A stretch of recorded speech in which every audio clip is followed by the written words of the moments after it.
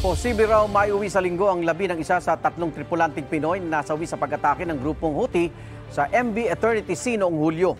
Kagabi nakauwi na sa Pilipinas ang siyam na tripulanting binihag at pinalaya kalaunan ng Houthi. May unang balita si Bea Pinlac. Sabik sa salubong na mainit na yakap ng kanilang mahal sa buhay ang siyam na tripulanting Pinoy na nakauwi na ng Pilipinas kagabi matapos mabihag ng grupong Houthi ng 5 buwan.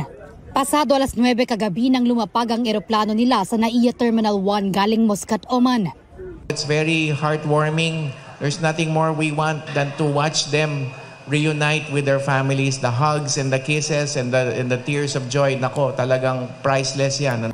Agad binigyan ng medical at mental assistance ang mga nakalayang tripulante at ang mga kaanak na sumalubong sa kanila.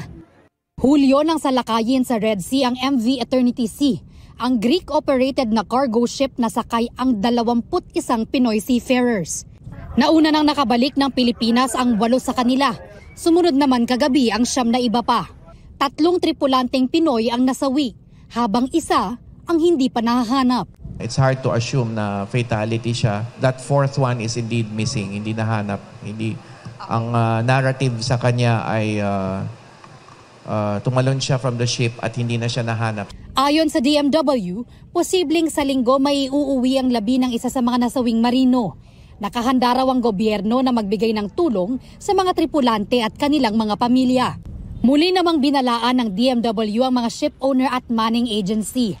Mapaparusahan sila kung lalabagin o ipagsasawalang bahala ang mga regulasyon ng ahensya, lalo na sa pagdaan sa Red Sea. For those who are intending to pass through, huwag kayong magsubok kasi sususpindihin po namin kayo. Hihinto namin ang deployment ninyo at pag-recruit ninyo ng seafarer, mahal natin mga seafarers. Doon sa deployment side, we are now subjecting the captain to an investigation here in this case. Ayon sa DMW, hindi pa sigurado ang mga nakauwing tripulante kung muli silang sasampa ng barko para magtrabaho. Sa ulat ng mga international news agency, isang Russian at isang Indian national ang pinakawalan din ng grupong Houthi. Ito ang unang balita. Bea Pinlac para sa GMA Integrated News.